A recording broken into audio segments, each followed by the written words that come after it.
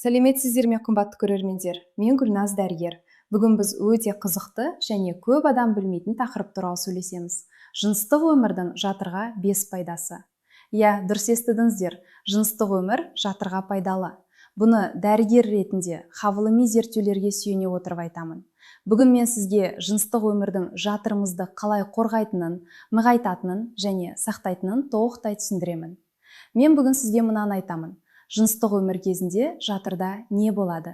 5 нақты пайдасы ғылыммен дәлелденген, және ең бастысы осы пайдаларды алу үшін не білу керек? Дайынсыз ба? Бастайық. Алдымен жыныстық өмір кезінде жатырда не болады? Бұны түсіну маңызды. Жыныстық қозу кезінде жатырға қан ағымы күрт артады. Жатыр бұлшық еттері миометрий белсенді жұмыс жасайды. Оргазм кезінде жатыр жиырылады. Ырғақты күшті жиырылулар болады. Содан кейін тынышталады. Осы барлық процестер жатырдың денсаулығына тікелей пайда береді. Бірінші пайда. Жатырдың қан айналымы жақсарады. Жыныстық қозу кезінде жатырға қан ағымы бірнеше есе артады. Бұл не береді? Жатырдың барлық ұлпалары эндометрий, миометрий, оттегімен және қоректік заттармен жақсы қамтамасыз етіледі. Эндометрий қалыңдайды, жанарады, сапасы жақсарады. Бұл жүктілікке дайындықта өте маңызды. Зерттеулер бойынша тұрақты жыныстық өмірі бар әйелдерде эндометрий рецептивтілігі, яғни ұрықтанған жұмыртқаны қабылдау қабілеті жоғары болады. Яғни жыныстық өмір жүктілік мүмкіндігін арттырады, табиғи жолмен. Жатырдың қан айналымы нашар болса не болады? Эндометрий жұқа болады, жатыр ұлпалары нашар қоректенеді. Миома, эндометрит қаупі артады. Жыныстық өмір осы қаупіні азайтатын табиғи жол. Екінші пайда. Жатыр бұлшық еттері нығаяды.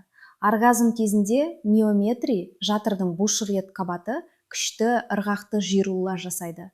Бұл жиырылулар жатыр бұлшық еттерін жаттықтырады. Дәл спортта бұлшық ет жаттыққан сияқты. Миометрий нығайса не болады? Жатыр өз қалпын сақтайды. Пролапс, жатыр түсуі қаупі азаяды. Бала туу кезінде жиырылулар күштірек болады. Туу оңайлауы мүмкін. Босанудан кейін жатыр тезірек қалпына келеді. Инволюция жылдамдайды.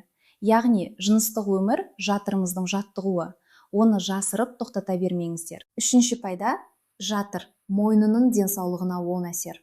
Жыныстық өмір кезінде жатыр мойны белсенді жұмыс жасайды. Шырыш бөледі. Бұл шырыш жатыр мойнының ішкі бетін жуады, тазартады. Жатыр мойнындағы ескі жасушалар жаңарады. Зерттеулер бойынша тұрақты жыныстық өмірі бар әйелдерде жатыр мойны жасушаларының жаңару циклі жақсы жүреді. Бұл жатыр мойны дисплазиясының алдын алуда маңызды рөл атқарады. Сонымен қатар жыныстық өмір кезінде жатыр мойны белгілі бір деңгейде тренингтен өтеді. Бала туу кезінде ашылуы жеңілдейді деген деректер бар. Маңызды ескерту. Бұл ВПЧ инфекциясы жоқ жағдайда. ВПЧ бар болса, жыныстық өмір жатыр мойнына кері әсер тигізуі мүмкін. Сондықтан тұрақты ПАД-тест тапсыру міндетті. Төртінші пайда. Етеккір ауырсынуы азаяды. Бұны естіп таң қаларсыздар, бірақ шындық. Оргазм кезінде бөлінетін эндорфиндер табиғи ауырсыну қарсы заттар. Олар простагландиндердің етеккір ауырсынуын тудыратын заттардың белсенділігін азайтады. Сонымен қатар, оргазм кезінде жатырдың жиырылулары простагландиндерді сыртқа шығаруға жәрдемдеседі, яғни жатыр тазарады тезірек. Зерттеулер бойынша етеккір кезінде оргазмы болған әйелдерде ауырсыну айтарлықтай аз болады. Дисменорея. Қатты ауыратын етеккір жыныстық өмір арқылы жеңілдетілуі мүмкін. Бұны білетін аз адам. Етеккір кезінде жыныстық өмірге болады ма? Медициналық тұрғыдан болады, егер екі жақта қалайтын болса. Инфекция жоқ болса, гигиена сақталса, бірақ бұл жеке таңдау. Бесінші пайда. Жатырдың гормональды денсаулығы жақсарады. Тұрақты жыныстық өмір кезінде эстроген мен прогестерон деңгейлері реттеледі. Бұл қалай болады? Жыныстық белсенділік гипофиз безін ынталандырады. Гипофиз ФЦГ және ЛГ гормондарын бөледі. Бұл гормондар аналық бездерді ынталандырады. Аналық бездер эстроген мен прогестерон бөледі. Яғни тұрақты жыныстық өмір гормональды жүйені іске қосады, реттейді. Зерттеулер бойынша аптасына кемінде бір рет жыныстық өмірі бар әйелдерде цикл тұрақтырақ болады, овуляция тұрақты болады, гормондар теңдестірілген болады. климакс белгілері жеңілірек өтеді, себебі гормональды жүйе ұзақ уақыт белсенді болған. Яғни жыныстық өмір гормональды денсаулықтың табиғи реттеушісі. Дәрсіз, инъекциясыз, табиғи жолмен. Бонус. 6-шы пайда. Жатырды қорғайтын окситоцин. Оргазм кезінде окситоцин бөлінеді. Окситоцин сүйіспеншілік гормоны. Бірақ оның тағы бір маңызды қасиеті бар. Ол стресс гормоны кортизолды азайтады. Кортизол жоғары болса, жатырда қабыну процестері артады. Миома қаупі артады. Эндометриоз нашарлайды. Кортизол азайса, жатыр қабынуынан қорғалады. Яғни, жыныстық өмір жатырыңызды стресстен қорғайды. Тікелей механизм арқылы. Маңызды ескертулер. Бұл пайдалар тұрақты, қауіпсіз жыныстық өмір кезінде болады. Инфекция болса, керісінше зиян. Жыныстық жол инфекциялары жатырды зақымдайды. Эндометрит, аднексит дамуы мүмкін. Сондықтан алдын алу міндетті. Тексерілу міндетті. Презерватив қажет жағдайларда. Сонымен қатар, жыныстық өмірде дискомфорт, ауырсыну болса, бұл норма емес. Дереу гинекологқа барыңыздар. Ауырсыну дененің сигналы. Қорытынды айтайын. Жыныстық өмірдің жатырға 5 пайдасы.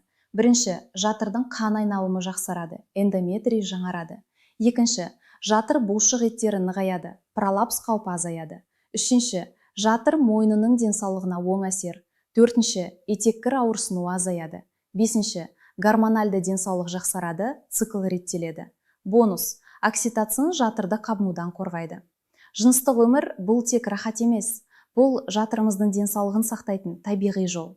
Осы видео сізге пайдалы болса, лайк басып қойыңыздар, каналға жазылыңыздар, комментарийде жазыңыздар. Осы тақырыпты жалғастырайын ба?